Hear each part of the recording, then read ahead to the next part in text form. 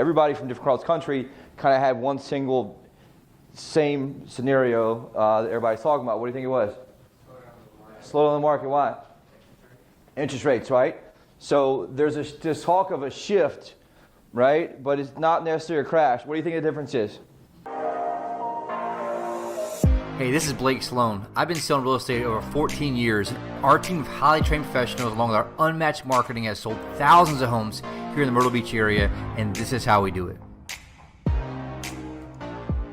Notes, but everybody from different across the country kind of had one single same scenario that everybody's talking about. What do you think it was? Slow down the market. Why? Interest rates, right? So there's this talk of a shift, right? But it's not necessarily a crash. What do you think the difference is? What's that? Inventory, right? So the big difference between now and 2008, I want to share this. I don't want people to be scared, but I want you to be able to understand that we want to find a way to win regardless of what the market is, right? We've been having a very good track record of winning regardless of what the market does. Market's up, we've won. Market's down, we've won, right? So the difference, though, in this time is just there's just less inventory. Why? We talked about this a million times. After 2008 crisis, what happened to builders? It wiped out, gone. So there's a period between 2008 and 2012 that not a whole lot got built.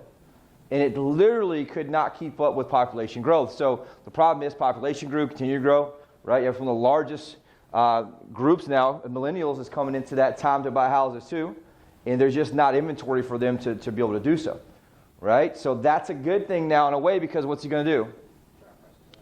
Helps protect price, right? So the bad side of that is that interest rates have been very low for a long time artificially, right? Because what the Federal Reserve comes in, money basically just getting printed like crazy.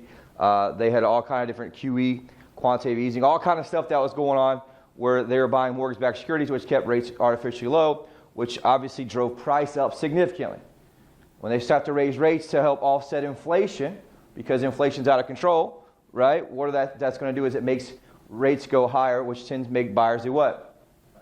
Back off. And so that's just part of the reality is some buyers are going to back off. Some buyers get knocked out from a financial side. So there's a way to kind of get around that. But the common theme we had last week was that there is a shift coming. Some areas are already seeing that. Some areas of California are already seeing price reductions. You're starting to see that because there's just the pace of the buyers that were out there before just are not the same pace that were prior. Why is that? Because interest rates go up, right? We talked about a very simple number that just looks at the cost per month and cost they're doing. Is if you look at 1% interest rate, it costs about 10% more overall in terms of payment. Now we've had 2% increase. That's 20% more money it costs for somebody to buy a house on top of prices going up. And so if you understand that and look at that, it's going to really just understand there's going to be a slowdown in general. Some are saying, hey, it could be a 30% drop in the amount of sales. Doesn't necessarily mean the actual price of property. Could it? Potentially, it could a little bit. Right, but I don't think you're going to see anything that drastic because there's not anything else out there, and there is ultimately still a need. So what does that mean?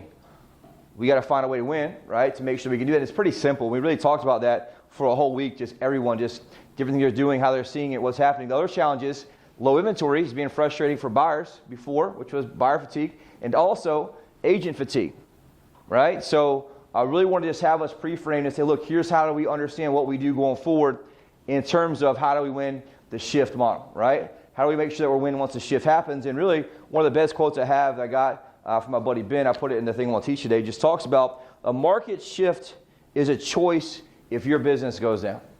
A market shift is a choice if your business goes down. What do you think that means? You have to adapt. Yep. You got to do what?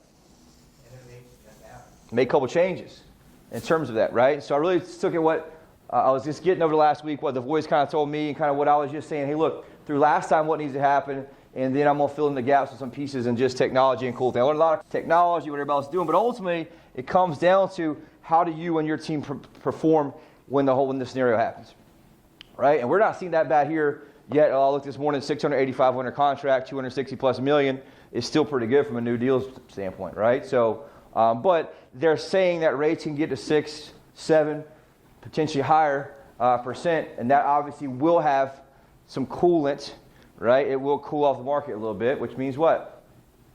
People who are buying second homes before are not going to buy second homes anymore, right? People are going to move, but here's the deal. There's still a lot of people who are going to move from this. Interest rates aren't going to be that big of an issue for some people, specifically baby boomers. They have massive, massive, massive, I can't remember the exact numbers in my notes somewhere, trillions of dollars in home equity in their properties. And they're getting to the later years of their life, going to be next to their family, their kids, their grandkids, whatever it is. And so that's something that's going to be a big part that we got to do what? We got to find them, talk to them, and sift them out.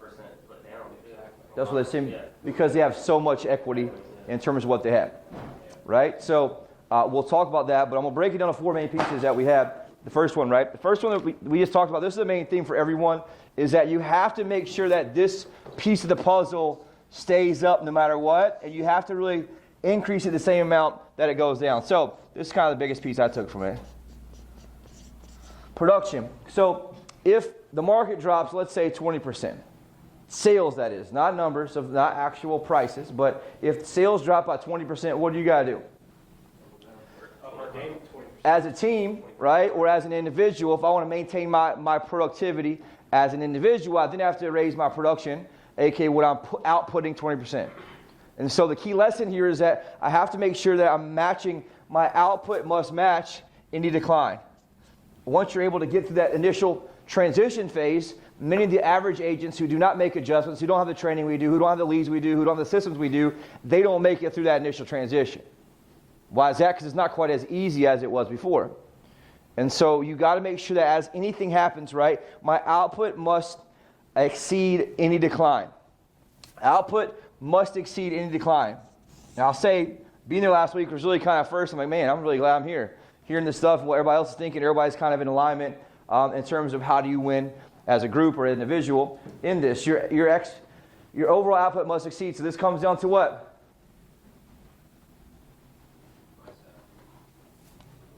It's a piece of it. This comes down to what? Calls, texts, emails. So if there's less buyers potentially in that same pool that used to be, what do I have to do? Make more dials, right? More emails, more text messages. Why? Because if I'm having to sift through to find less buyers in the same amount of pool, then guess what happens? I've got to make more dials statistically to make that number work. 20% less buyers means, all right, if I wanted the same amount of buyers that I had before, I got to make 20% more calls. Make sense, you guys? Super, super simple, but it's a very, very easy way to win the game. I just got to figure out, okay, what's the market at? What's going on with it? Here's how I doubled down my dials, whatever it is. You know, 20% more is not that big of a number if you break it down. You guys with me on that? It's crazy in that scenario. And really, I was texting Alex, my buddy Ben, their minimum dials for anybody new is $250 a day, and they have to have in their first 30 days, got to make $1,000 in one day to stay on the team. So it's important to understand that it's all a mindset game in that piece, right? And so that's the key thing that's important to understand that in that scenario, that piece. So with that, the third piece of the production, which I think is super important, is I must make sure I maintain and really increase my discipline that same amount. All these here must match whatever decrease there is. You guys with me on this? There's less sellers, less buyers, it doesn't matter what it is. I have to make sure I can change this, because what most people do, what the masses do, is they maintain the status quo. So maintain the status quo, they just do what they've been doing. But the problem is, back then it was a lot easier because there's a much more of a frenzy and a big demand in terms of what buyers were doing. You guys with me on this? When there's a frenzy, everybody's buying all the time, very, very, and it happens in any product there is. There's a frenzy on boats, everybody starts buying boats like crazy, right? Frenzy in cars, people start buying cars like crazy. Why does that actually keep going up?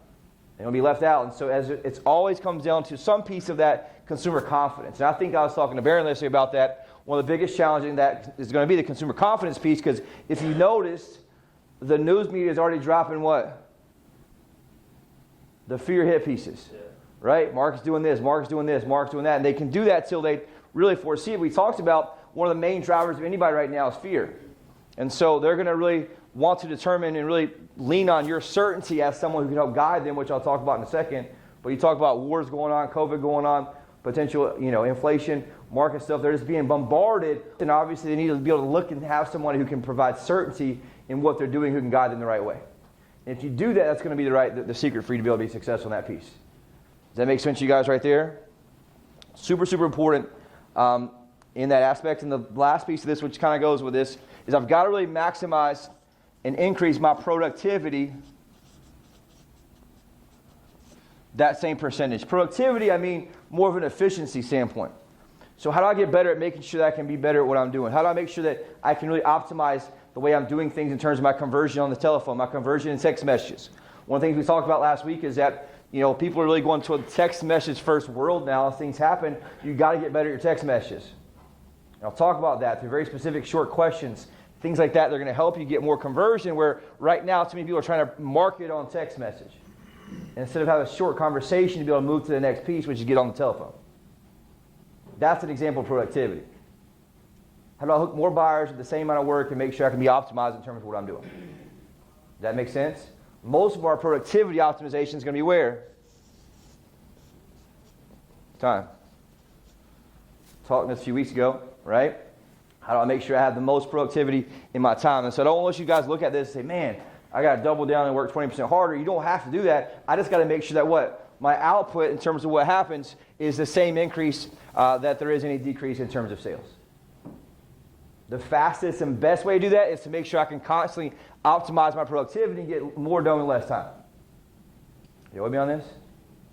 Very, very important. This is the roadmap in terms of the overall, we'll call this the shift model.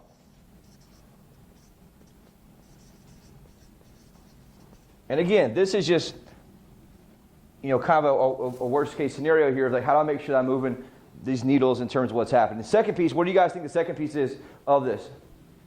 If you look at the buyer psychology, look what happens to any buyers or any sellers. Because here's the deal, sellers are going to be the same problem. Why? Well, they don't want to sell as much anymore because they can't buy anything else because interest rates are too high. They're locked in at 2.75%. The new rate's at 7.1%. They don't really want to move as much. Because inventory is so low too, they're afraid they won't be able to find So this challenge is on both sides as it happens, and it's really something that hasn't been done before in that. Does that make sense? And so the good news is, from a price standpoint, from a market, there's not the stability of the market is there because everyone has so much more equity this time. You look at 2008, there was I think it was 9 months inventory or something.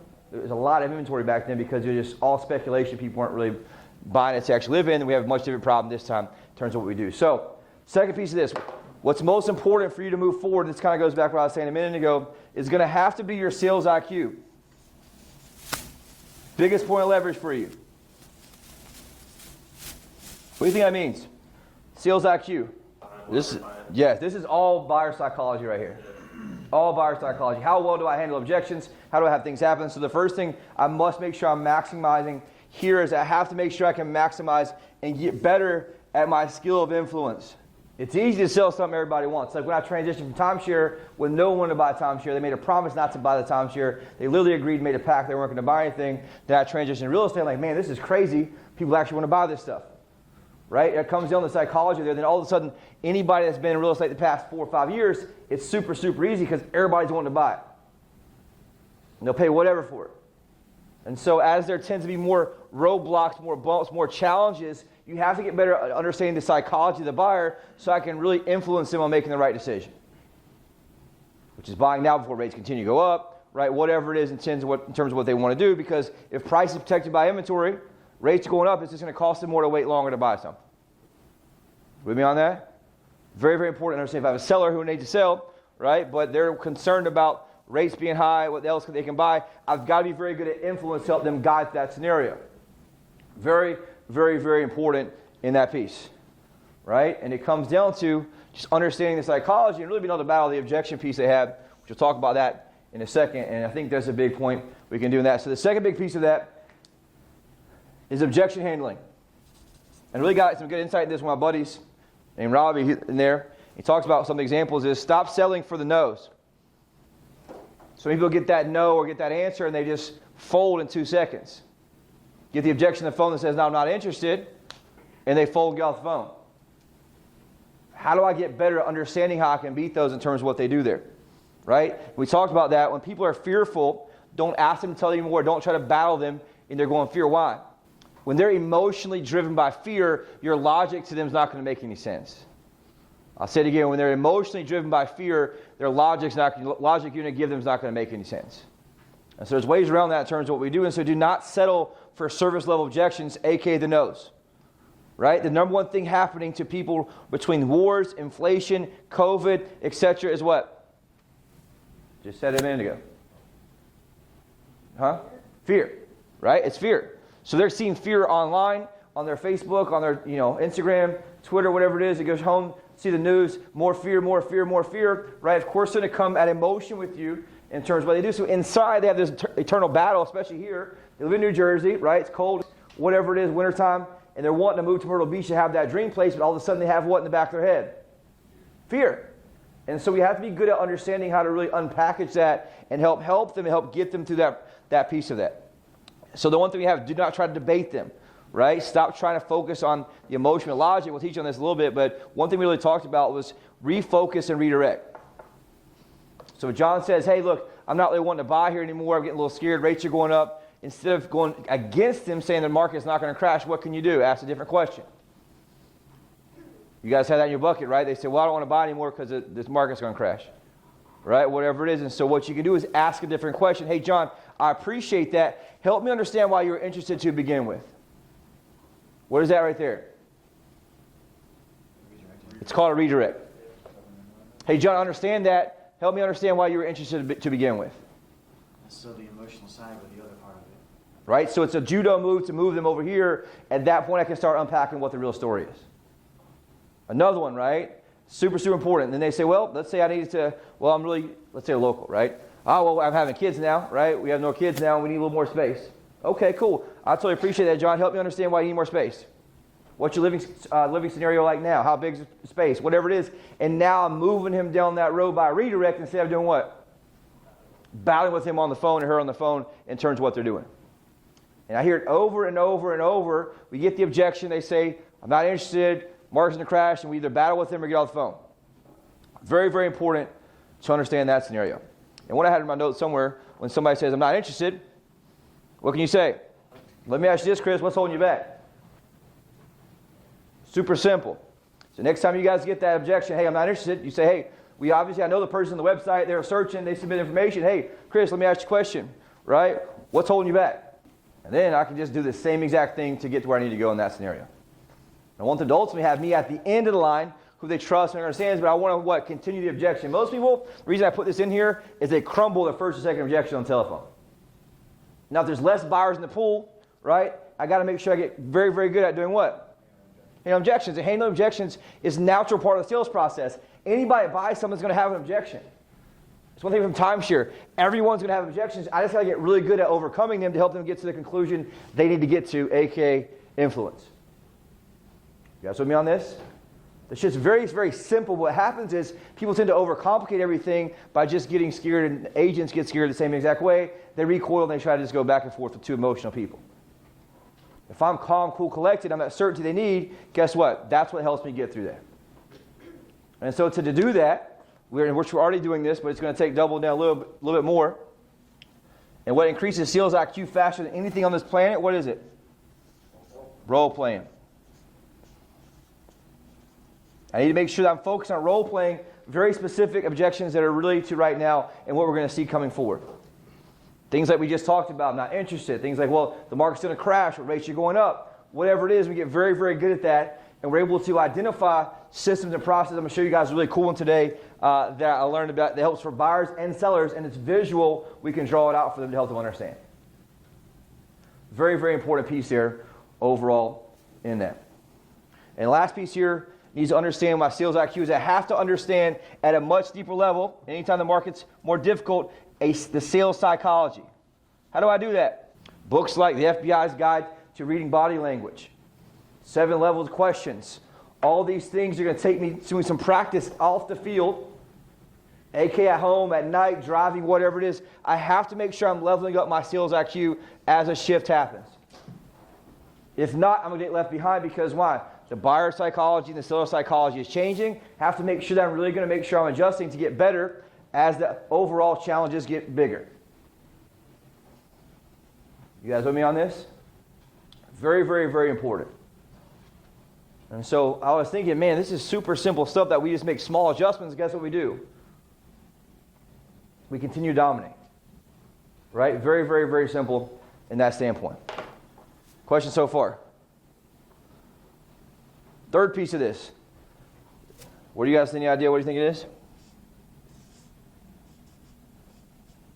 Take a guess. Logically. There's less buyers available. I have to call more to get them. A little harder to get them converted based on objections. What would the third piece of that be? Make more calls to get the buyers or sellers. Right? Okay, yeah. How do you work it? I need to know who my lowest hanging fruit is at all times. Why? Because there's less fruit. So I need to protect my fruit more with more, I guess, focus if you look at that way, right? There's less fruit in the tree, statistically. Still plenty of fruit to eat, but I want to make sure I do what? Protect my fruit. And the key part of this for the third piece is really needs to be database intelligence. Database intelligence. What do you think that means?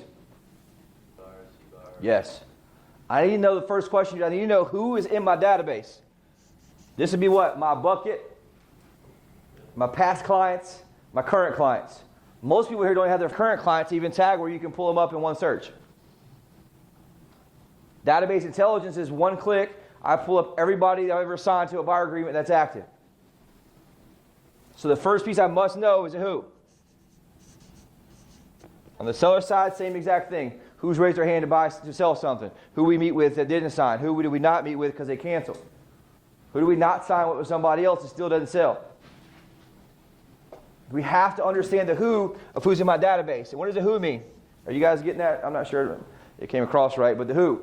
What does the who mean? What's that? Yeah, who are they, right? Are they second home buyers? Are they investors? Are they a baby boomer? Are they wanting to move here just to be around their grandkids, right? Because here's the deal. If I want to move to the south to be near my grandkids, do I care about interest rate? Nope. So is that important to me? Right? So it's lower hanging fruit because I know now they don't care about interest rate as much as somebody else who may be 35 years old, some investor guy. You guys with me on that? So that's a piece of database intelligence where I'm not just calling numbers randomly. I'm calling the lowest hanging fruit first so I can do what? Maximize my productivity. You guys with me on this? Very, very, very important in that scenario. So how I do that is I must categorize them through what?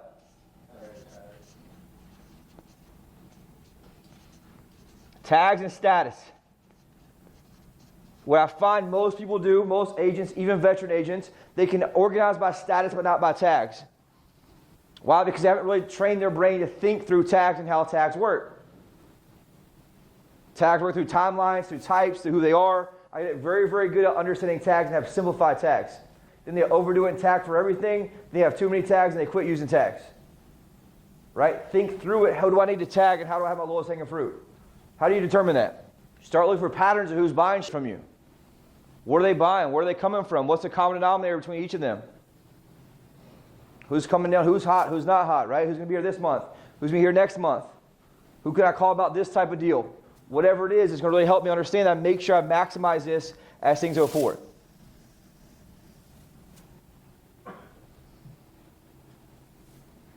You guys with me on that? Very, very important. That's one of the biggest weaknesses that everyone has here on the listing and sales side. We have to get better at thinking through it to maximize productivity, make sure I can do what? Get more done in less. And be much more efficient. It's easy when everybody's in a frenzy buying, but when they're not in a frenzy and you have a tons of people, some are looky-loos, some are scared, some are not quite as aggressive, I have to get good at understanding who are my best ones who I cannot let slip through the cracks. One of the best quotes I got from being out there that Mastermind just talks about, and I don't know if I didn't copy and paste it in this one, but he said the largest expense you have in your business is unconverted leads in your database. Meaning that what? We generate them, we have them, but our follow-up on the back end gets weak, or they get lost in the masses and we don't convert them. And so that's the number one challenge that you all have as well in that scenario, which I think is super important. So I wrote that here. I must always know what? I just said a minute ago. Must always know what? What were we talking about? What are we looking for here? Lowest hanging fruit. What will those be considered? Now buyers, right? Current clients. People who are just got pre-approved. People are going to come in town soon. People have a date they're going to be in town soon. Who's got cash? Who are my whales? And then here's the thing. Anytime there's any type of shift, there's a lot of people making a ton of money by having whales with lots of cash. So I got a dude that's got millions of dollars, or lady's got millions of dollars. Guess what I want to do? I want to track their every move and follow up with them every single second with every deal I got. To do what? Separate myself from anyone else that may be out there. I'm going to woo and overwhelm them in a way that, hey, look, they're going to bring me all that cash. There's a lot of money to be made in opportunities like that when things like this happen. You guys with me on this? And here's the deal. Nothing's really happening yet. I'm just saying this is how we're going to win the game. All right? And it's not going to be that big of a deal or an issue. But there's going to be some more objections. There's going to be more things that happen. And it's still going to keep on rolling like it is. The good news is we got a really good product that people really want, that they really desire. Which is what? Myrtle Beach, low taxes, great weather, right? And we're still got a little bit of freedom left. So it's very important to help understand this that we got to make sure we can use this. Fourth piece of this, understanding my database and my intelligence piece here is got to make sure I maximize leverage. That's for referrals, reviews. That's a good one. Just constantly think, how do I leverage every single opportunity to the most? And here's what most agents do is you serve people and you don't even ask the question about a referral and you find out their good friend came down and just bought something. For a while and they want to move somewhere, guess what they're doing? Talking to people who are having the same problem they do. Why is that? Because it's human psychology, right? So if I understand that piece of it, I'm able to make sure I just get that little bit of leverage. That's another 3, 4, 5 deals. Really, a year could be 10 deals a year. Just an extra little question I'm asking. John and Mary, who else do you know that's maybe moving to Myrtle Beach? Right? Whatever it is, make sure you have that purposeful piece in that piece. Last one here, fourth one. Keith, you mentioned earlier. What do you guys think the last one is? No idea? This is a big one here. It's stamina. Heard this a lot out when I was at the mastermind. We talked about this because you have scenarios in marketplaces that are a little more intense than ours. One of which I was telling yesterday, Baron, that I think it was Raleigh. They had a property that was listed under $1 million, had like 20, 30 offers, and sold for $400,000 above asking price. So if I'm an agent in that marketplace, guess what? It's very easy to get frustrated. And so it's important to make sure that you're doing what? The first thing I do is make sure I'm aware of and maintaining my stamina as a business person. Super easy. Guess what you do? Just keep showing up. Seriously, keep showing up, keep showing up, keep showing up. Why? Because things tend to happen. I put that actually in one of my things here. I'll show you. The first piece is to work on understanding. I got to make sure that I'm working on my mindset at all times.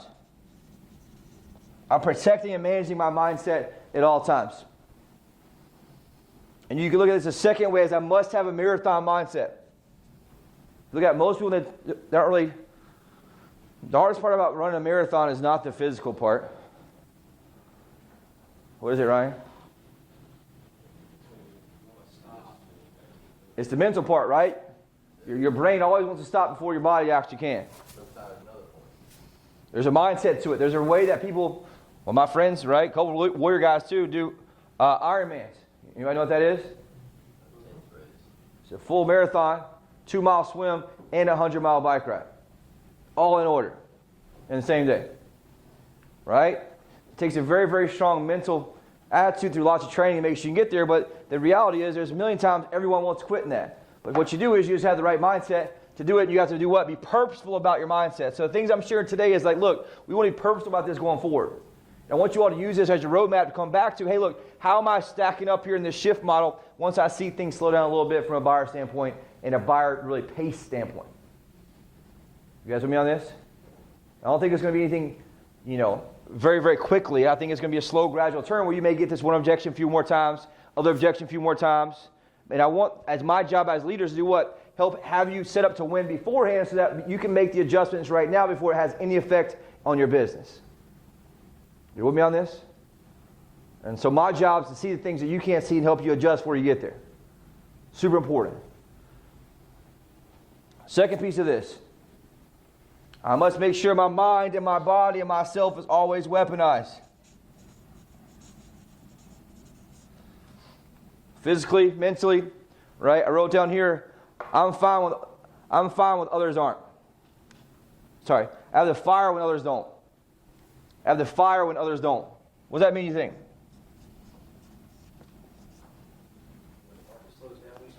Yes. Right? When others don't show up, when others become victims, when others give up or want to do things, what do I do, Brandon? Keep showing up. Now keep showing up, keep showing up, keep showing up. When I have fire and certainty that my clients need and desire, I deliver that fire and certainty to my clients, and guess what they feel?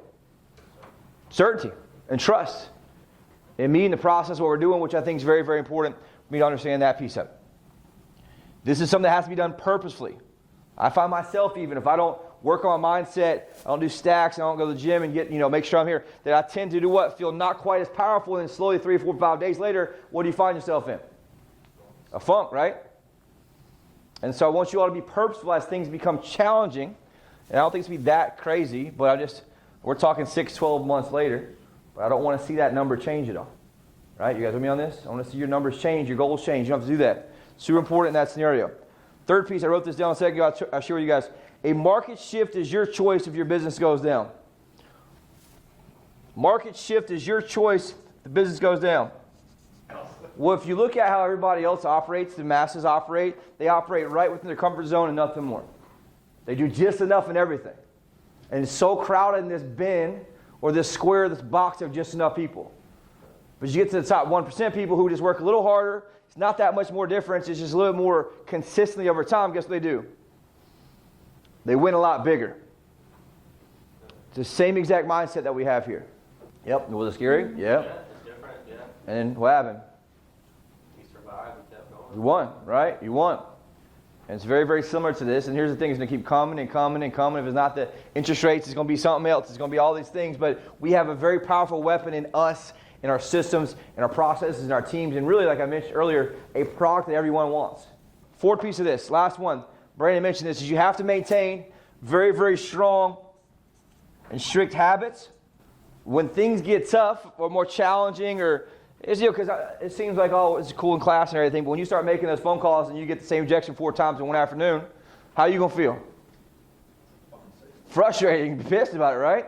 And so the more I can lean on my habits and my consistency here, the easier it becomes to maintain. And all I got to do is understand the objection, write it down, and then meet in the role plays on Wednesday or bring it to Thursday and be able to cover it at a high level. And then guess what? The next time it happens, I'm prepared. I can win that game. And so that was a big thing that you just want to make sure. I'm always going to find a way to win as a business person. Very, very important thing to understand that that's what winners do.